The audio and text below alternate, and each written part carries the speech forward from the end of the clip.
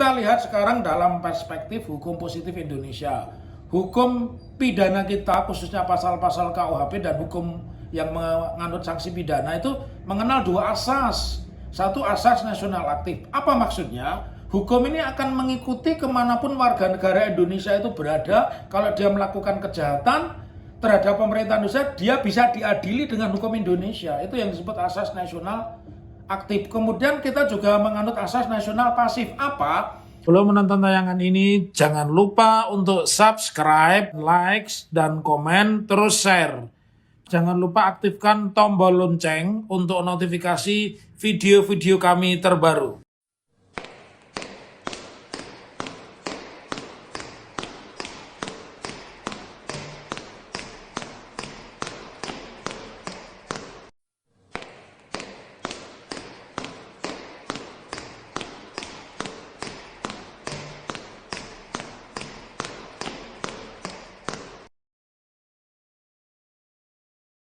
Assalamualaikum warahmatullahi wabarakatuh. Bismillah, kita ketemu kembali di channel yang cerdas, jernih, jujur, dan pemberani.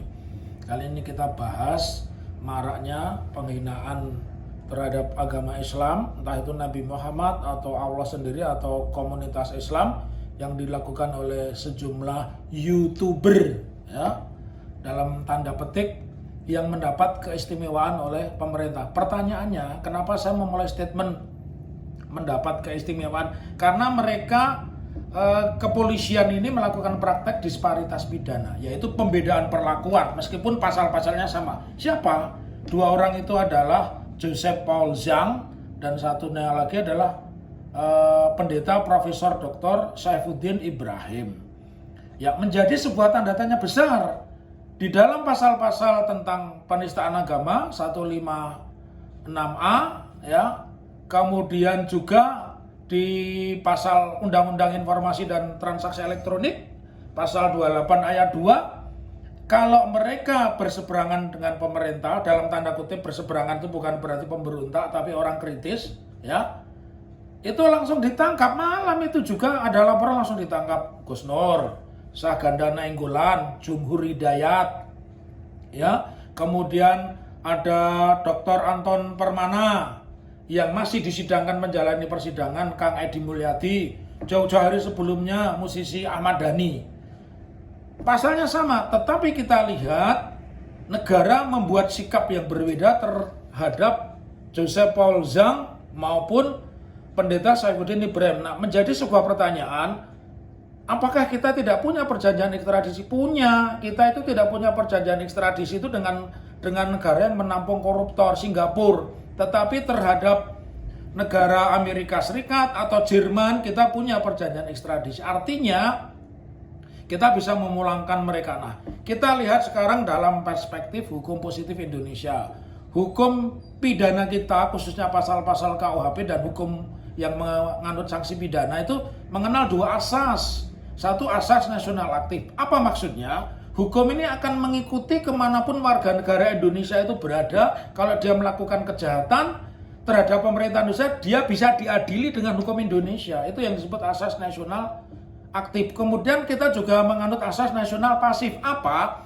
Meskipun dia bukan warga negara Indonesia, ya, atau dia sedang tidak berada di Indonesia, tetapi kalau kepentingan Indonesia itu terpenuhi, ya, maka orang itu bisa ditangkap dengan menggunakan pasal-pasal KUHP kita. Tetapi kita lihat kedua orang itu sudah ditetapkan DPO, ternyata tidak ada reaksi apapun, berbeda dengan kalau yang melakukan dalam tanda petik dituduh menghina itu berseberangan langsung ditangkap, ya.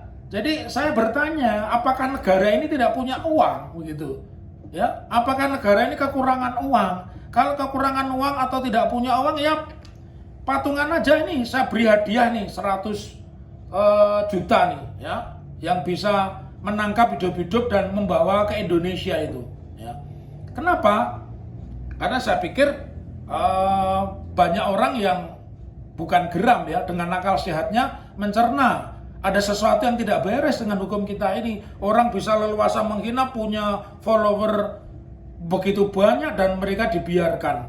Jadi ini sebuah kritik, tepatnya sebuah otokritik bagi hukum positif kita, apakah kita masih tegak berdiri di hadapan bangsa lain, apakah kita masih bisa tegak terhadap orang yang menghina dan memecah belah kesatuan ini, ataukah kita tunduk pada kepentingan-kepentingan politik sehingga mengabaikan hukum positif kita, terutama pasal-pasal KUH pidana. Karena apa yang terjadi dan dilakukan oleh Profesor atau Pendeta Saifuddin Ibrahim dan Joseph Paul Zhang ini memenuhi baik pasal 156A dengan ancaman 5 tahun maupun pasal 28 ayat 2 Undang-Undang ITE ancamannya 6 tahun dengan denda 750 juta terpenuhi. Tapi itu tidak pernah direspon. Jadi adanya sayembara ini sebagai bukti bahwa kita ini berkepentingan, ya. Kalau negara nggak punya uang ya kita patungan, kita tangkap dengan hadiah 100 juta dan dibawa ke Indonesia.